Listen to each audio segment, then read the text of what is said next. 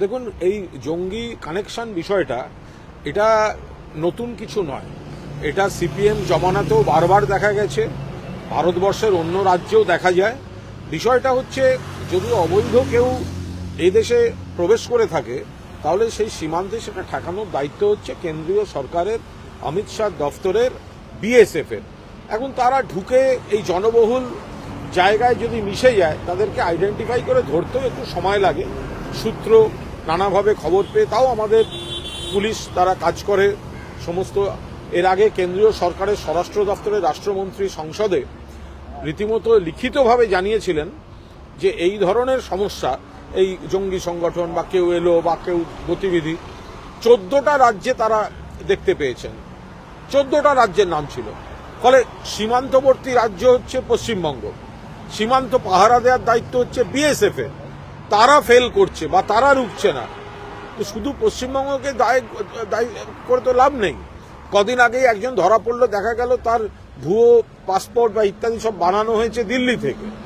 তো সুতরাং পশ্চিমবঙ্গ প্রতিবেশী, যেহেতু সীমান্তের একদম লাগোয়া, ফলে বিএসএফ ফেল করলে তার প্রথম ধাক্কাটা তো পশ্চিমবঙ্গকে সামলাতে হয়।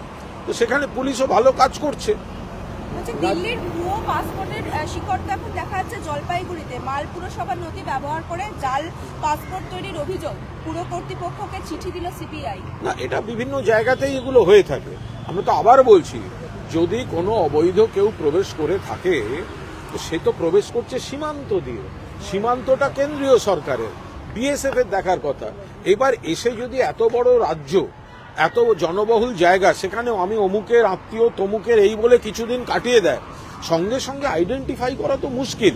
ফলে সেই জায়গায় দাঁড়িয়ে পুলিশও যথেষ্ট ভালো কাজ করছে, কঠিন কাজ করছে। কিছু ক্ষেত্রে একটা সূত্রের মাধ্যমে খবরটা আসতেও তো সময় লাগে। বেসিক কোয়েশ্চেনটা হচ্ছে বিএসএফ কেন ফেল করছে, সেই কারণেই তো এই খারাপ লোকগুলো অবৈধভাবে ঢুকে আসতে পারছে। শুভেন্দু অধিকারী একটা ভিডিও পোস্ট করেছেন, বলছেন যে মুর্শিদাবাদ জেলার কাশিমনগর গ্রাম পঞ্চায়েতের নীলিমা দাস, তিনি বাড়ি বাড়ি গিয়ে আবাস যোজনার ঘর পাইয়ের জন্য টাকা দেন সভাপতি, এবং যেখানে মুখ্যমন্ত্রী কড়া বার্তা দিচ্ছেন যে তৃণমূল কর্মী নেতাদেরকে দূরে থাকতে হবে আবাসের এই প্রকল্পের বিষয় থেকে, সেই জায়গায় এই ঘটনা ঘটছে। এটা তো মানে দেখুন, এটা কবেকার কি কে কি না জেনে এই ধরনের কোনো মন্তব্য করা যায় না। মুখ্যমন্ত্রী প্রথম কথা, এই যে একটা ব্যবস্থা নিয়েছেন, এই যে আবাস, কেন্দ্রীয় সরকারের টাকা দেওয়ার কথা দেয়নি, বাংলার মানুষকে, গরিব মানুষকে বঞ্চিত করেছে। এবার মুখ্যমন্ত্রী কেন্দ্রের ভরসায় না থেকে বাংলার বাড়ি স্কিমে 100% মুখ্যমন্ত্রী স্টেট ফান্ডিংয়ে রাজ্য সরকারের টাকায় মানুষকে দিচ্ছেন, এবং সেখানে যথাসম্ভব স্বচ্ছতা রাখার সমস্ত ব্যবস্থা করেছেন। তাহলে বিজেপি নেতারা এইসব পোস্ট না করে প্রথম কৈফিয়ত দিন যে কেন্দ্রীয় সরকার তাদের দেওয়ার কথা তারা দিচ্ছে না কেন। তার জন্য বাংলার বিজেপি নেতা, বিজেপির এমপিরা একবারও কি কেন্দ্রকে বলেছে যে বাংলার গরিব মানুষের টাকাগুলো দাও? তো সেগুলো তো আপনারা দেননি। যখন মমতা বন্দ্যোপাধ্যায় বাংলার বাড়ি স্কিমে 100% রাজ্য সরকারের ফান্ডিংয়ে গরিব মানুষকে টাকা দিচ্ছেন, তখন আপনারা এদিক ওদিক নানা রকম, সেটা সত্য না মিথ্যা কেউ জানে না, এই বিভ্রান্তি তৈরি করছেন। কারণ আপনাদের কর্তব্য আপনারা করেননি। শেখ হাসিনার বিরুদ্ধে রেড অ্যালার্ট জারি করেছে ইন্টারপোল। জুলাই আগস্ট মাসে গণহত্যার মামলায় আসামি হিসেবে নোটিশ জারি, আন্তর্জাতিক অপরাধ ট্রাইব্যুনাল চিফ প্রসিকিউটর জানিয়েছেন তাকে নোটিশ করে দেশে ফেরত আনতে চায়। দেখুন, এটা সম্পূর্ণ আন্তর্জাতিক বিষয় এবং স্পর্শকাতর বিষয়। মাননীয় মুখ্যমন্ত্রী মমতা বন্দ্যোপাধ্যায় আগেই বলেছেন যে এটা যেহেতু বাংলাদেশের বিষয়, এটা আলাদা রাজ্য নয়, আলাদা দেশ, ফলে এটা পশ্চিমবঙ্গের কোনো বক্তব্য বা কোনো করণীয় সেই অর্থে নেই। এটা দেখার বিষয় হচ্ছে কেন্দ্রীয় সরকারের, বিজেপি সরকারের, ভারত সরকারের।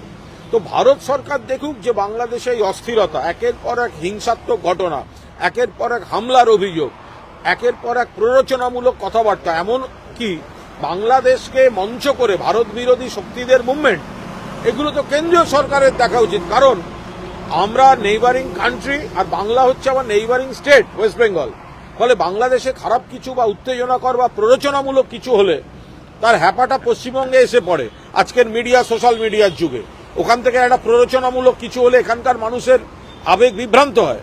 তো ফলে কেন্দ্রীয় সরকার যদি বসে বসে আঙুল চষে, কেন্দ্রীয় সরকার যদি আপত্তিকর অযৌক্তিক কাজকর্ম, হামলা, প্ররোচনামূলক বিবৃতি এগুলো থামাতে বাংলাদেশকে কড়া বার্তা না দেয়, তো তাহলে সেখানে তো কেন্দ্রের ফেলিওর, কেন্দ্রীয় সরকার ব্যর্থ হচ্ছে, রহস্যজনকভাবে নিষ্ক্রিয় থাকছে বাংলাদেশ প্রশ্নে।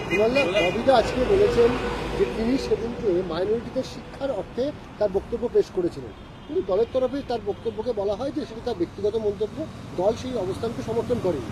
আজকে তিনি ফের বললেন যে তার অবস্থান তিনি এখনো একই রয়েছে। তাহলে তিনি দলেরই যে নোটিশ করা বা দলকে বলা যে সমালোচনা করা হয়েছিল সেটা ডিজন করলেন। এবং এটাও বলছেন যে আমি কোনো ক্ল্যারিফিকেশন দিচ্ছি না, এটা আমি আমার আবার আগের বক্তব্যটাকেই পরিষ্কার করছি। যদি আগের বক্তব্য থেকে কোনো ভুল বোঝাবুঝি বা ভুল বার্তা গিয়ে থাকে সেটা দল পরিষ্কার করে দিয়েছে, এবং ফিরহাদ হাকিম তিনিও দায়িত্বশীল সিনিয়র নেতা, তিনিও সেটা ক্লারিফাই করছেন। তো সুতরাং এ ব্যাপারে আমাদের কার কি বলার আছে? এবং মানে ফিরহাদ হাকিম তিনি দলের একজন সিনিয়র নেতা, মন্ত্রী, তিনি তো দলের লাইনকে কোথাও সেখানে ডিফাই করছেন না বা ডিনাইও করছেন না।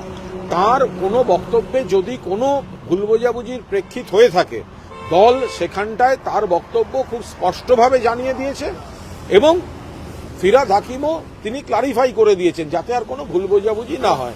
এর মধ্যে এটা নিয়ে নতুন করে আলোচনার কোনো জায়গা নেই, এই চ্যাপ্টারটা ক্লোজ। কিন্তু প্রশ্ন হচ্ছে যে ফিরহাদ হাকিম নিজের মন্তব্যে অনড় থাকছেন এবং সেটা তিনি ক্লারিফাই করছেন। আমার মনে হচ্ছে না। দ্বিতীয় বিষয় হচ্ছে তৃণমূল দল তাকে যেভাবে নোটিশ করা হয়েছিল যে এটা সংগঠন করা হচ্ছে না বলে, তাহলে কি দলের মধ্যে কোথাও সমন্বয়ের অভাব থেকে যাচ্ছে? কোনো সমন্বয়ের অভাব নেই। দল যা বলেছে সেটা দল সুচিন্তিত বিবৃতি দলের তরফ থেকে গেছে যাতে মানুষ কোনোভাবে বিভ্রান্ত না হন, কারণ বিরোধীরা এটা নিয়ে বিভ্রান্তিমূলক ধর্মীয় ভেদাভেদের প্রচার করছিল। এবং ফিরহাদ হাকিম যেটা শিক্ষা সচেতনতা যেটার উপর জোর দিতে গেছিলেন, যেটা বলতে বলতে এমন হয়তো কিছু বেরিয়ে গেছিল যেটা নিয়ে এই বিভ্রান্তি বা কোথাও কিছু অবকাশ ছিল, দল সেটা স্পষ্ট করে দিয়েছে এবং ফিরহাদ হাকিমও সেটা স্পষ্ট করে দিচ্ছেন। ফলে এ বিষয়ে কোনো সমন্বয়ের অভাব বা এ বিষয়ে নতুন করে চর্চার কোনো অবকাশ নেই। সুজিত বসুর বিরুদ্ধে হাড়োয়ার তৃণমূল নেতৃত্ব বলছে যে রাজ্যের দমকল মন্ত্রী দলের গাইডলাইনের বাইরে গিয়ে কাজ করছে, সাংগঠনিকভাবে নিজের মতো করে চালাচ্ছে এবং অসাধু চক্র তৈরির চেষ্টা করছে।